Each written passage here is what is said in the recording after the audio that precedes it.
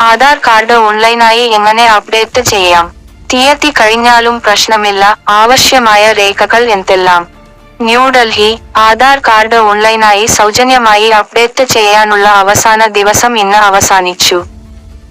2024 June 14 വരെ സൗജന്യമായി ആധാർ വിശദാംശങ്ങൾ ഓൺലൈനായി അപ്ഡേറ്റ് ചെയ്യാമെന്ന് unique identification authority of India (UIDAI) India അറിയിച്ചിരുന്നു. Identity proof (POI), address proof (POA) രേഖകളും അപ്ഡേറ്റ് ചെയ്യാനുള്ള നിർദ്ദേശവും നൽകിയിരുന്നു.